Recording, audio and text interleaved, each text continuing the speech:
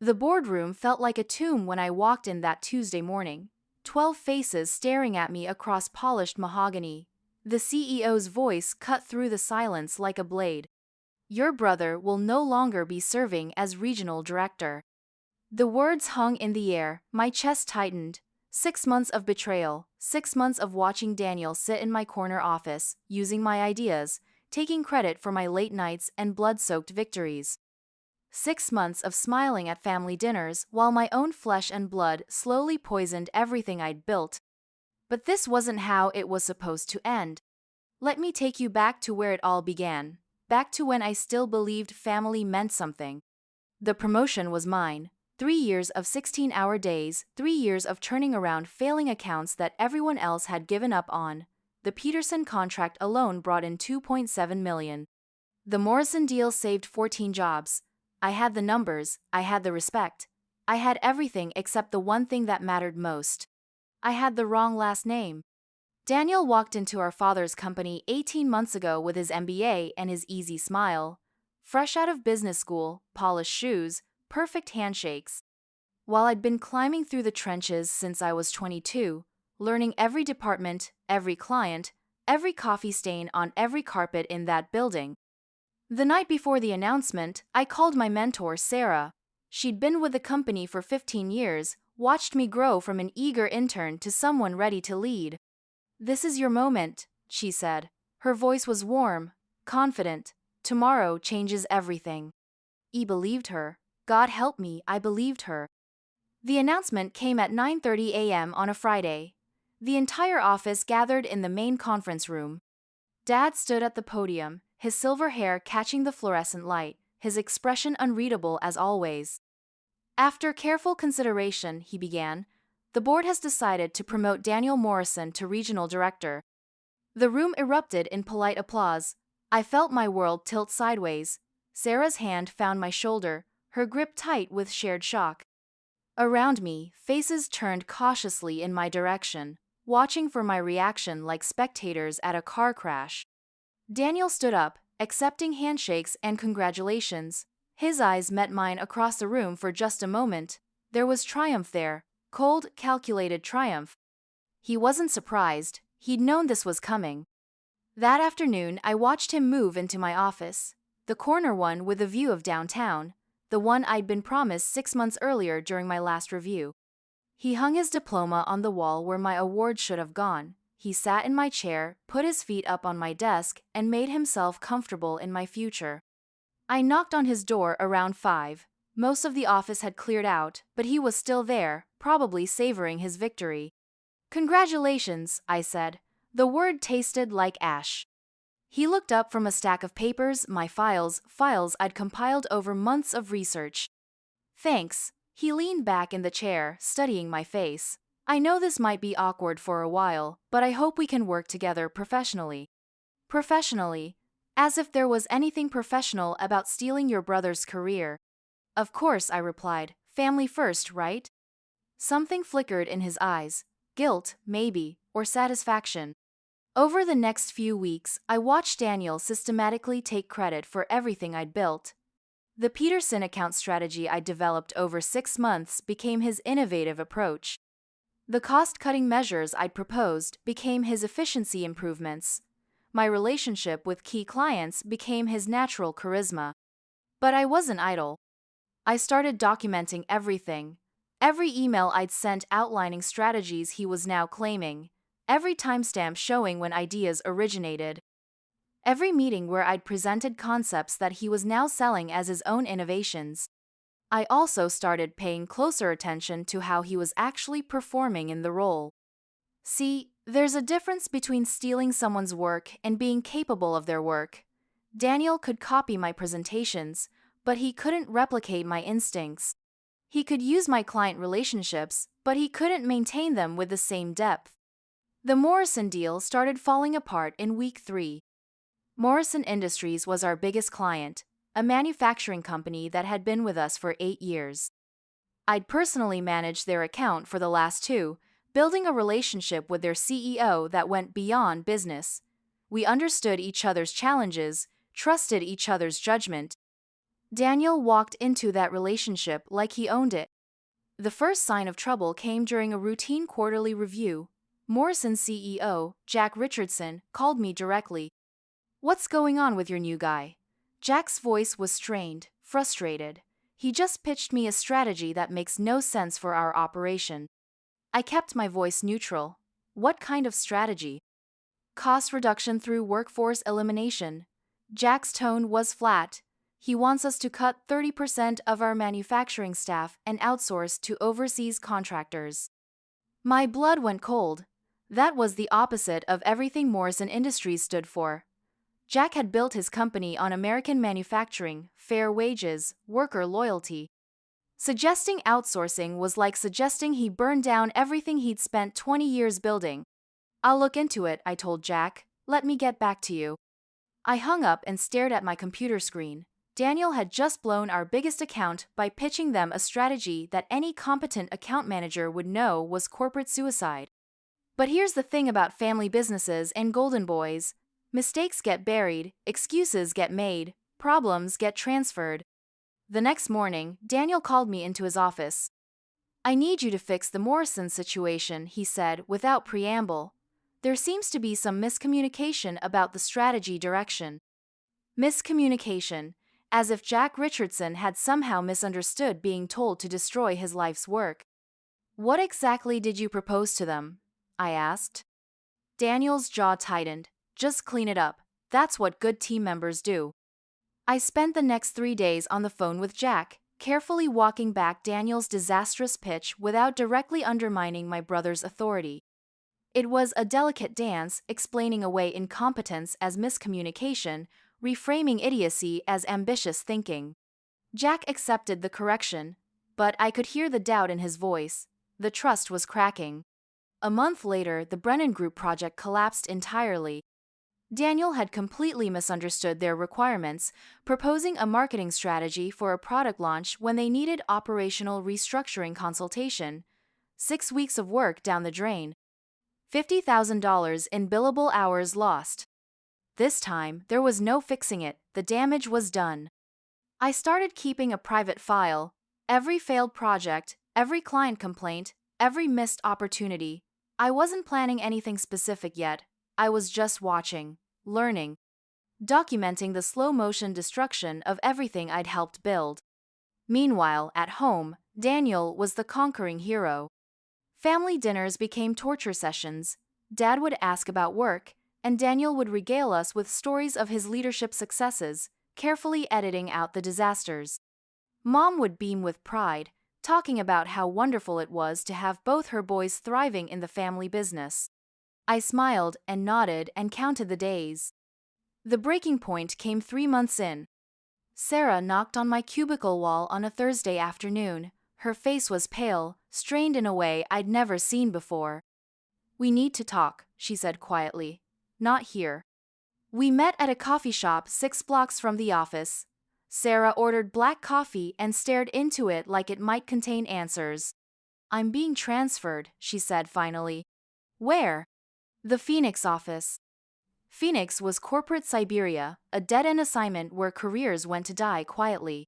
"Why?" I asked, though I already suspected the answer. "Daniel wants to restructure the department, bring in fresh perspectives." Her voice was bitter, defeated. Fresh perspectives. Translation: get rid of anyone who might remember how things were supposed to work. "When?" I asked. 2 weeks. I felt something cold and hard settle in my chest. Daniel wasn't just stealing credit anymore, he was eliminating witnesses. Anyone who knew enough to call out his incompetence was being systematically removed. This is war, I thought, and I've been playing defense too long. That night, I called Jack Richardson at home. "Jack, it's about the Morrison account. I think we need to have a conversation about what's really happening." "What do you mean?" "I mean, I know you've been frustrated with the service quality lately, and I know you're probably wondering if it's time to consider other options." There was a long pause. "Are you offering to move firms with me?" "I'm offering to make sure you get the service you deserve, whatever that takes." Jack was quiet for a moment, then, "Let me think about it." I hung up and opened my laptop. It was time to stop documenting and start acting. Over the next 2 weeks, I reached out to every client Daniel had mismanaged. Not to poach them, not yet, but to quietly rebuild the relationships he'd been systematically destroying. I positioned it as quality control, making sure their needs were being met. What I found was worse than I'd imagined. The Stevens Group was actively interviewing other consulting firms. The Hartwell Corporation had already signed a preliminary agreement with our biggest competitor. Morrison Industries was holding emergency board meetings about their consulting partnerships. Daniel had managed to put nearly 40% of our client base at risk in just 3 months. But he was still the golden boy, still Dad's chosen successor, still sitting in my office, using my strategies to destroy everything I'd spent years building. The final straw came on a rainy Tuesday morning. I was reviewing quarterly reports when I noticed something that made my blood freeze. Daniel had submitted expense reports claiming personal credit for client entertainment costs that I had actually paid for.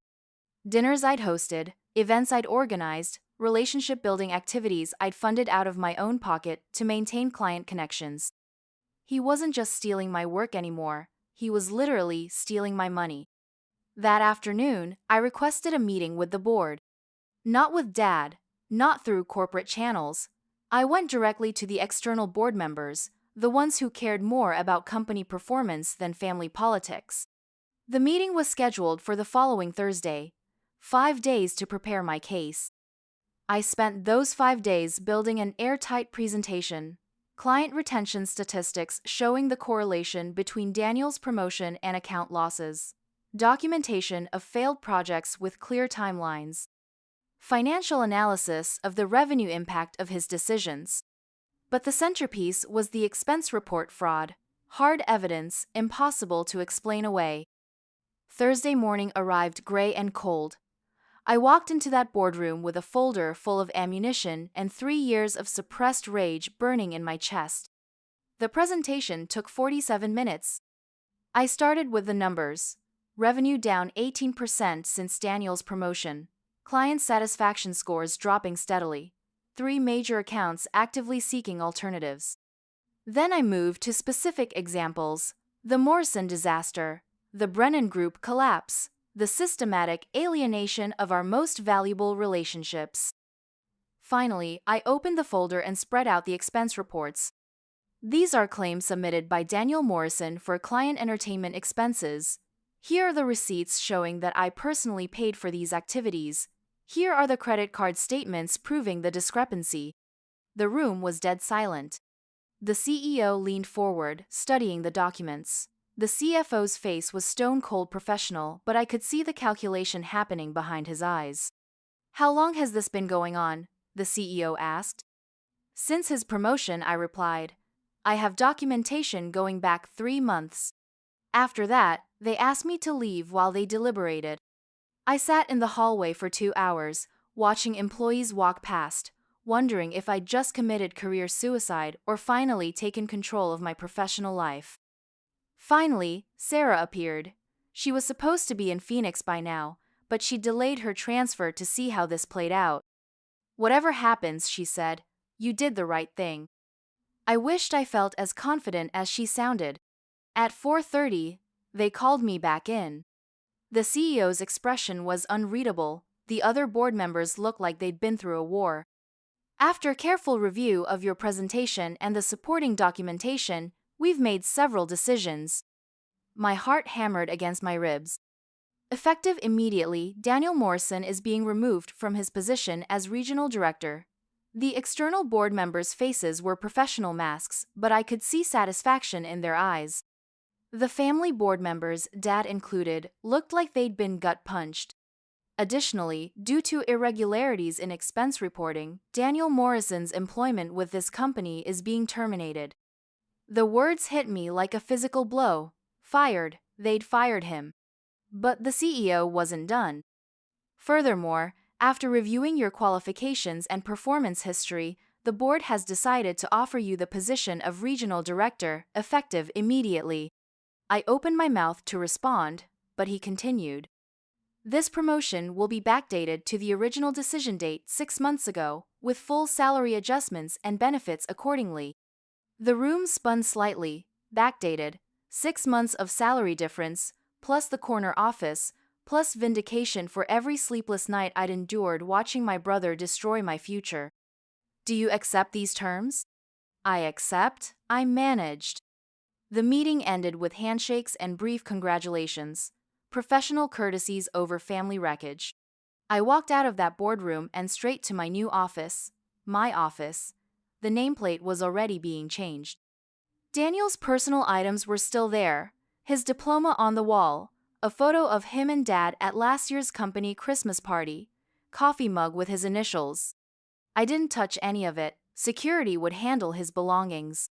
Instead, I sat in my chair and just breathed. 20 minutes later, Daniel appeared in the doorway. His face was pale, shocked, like he'd been hit by a truck he never saw coming. His eyes were red-rimmed, whether from anger or humiliation or grief, I couldn't tell. "They fired me," he said. His voice cracked on the words. "I know. How could you do this?" He stepped into the office, his voice rising. "I'm your brother." That was when something broke inside me. All the restraint, all the professionalism, all the careful control I'd maintained for 6 months evaporated. "You're my brother?" I stood up, my hands shaking with suppressed rage.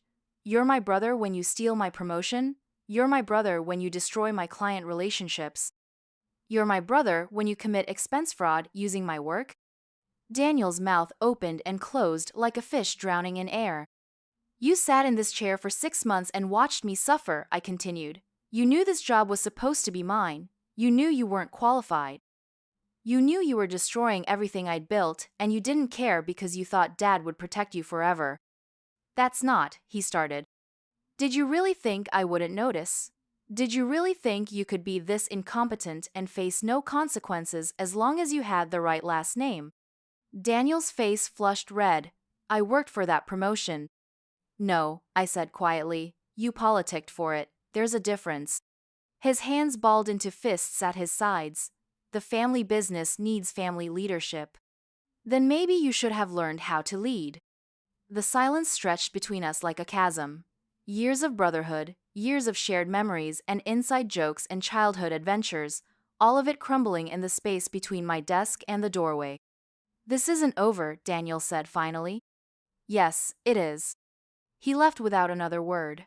I heard his footsteps echoing down the hallway, growing fainter until they disappeared entirely. An hour later, Dad appeared. He looked older than I'd ever seen him. Tired, defeated. The weight of choosing between his sons had aged him a decade in a single afternoon.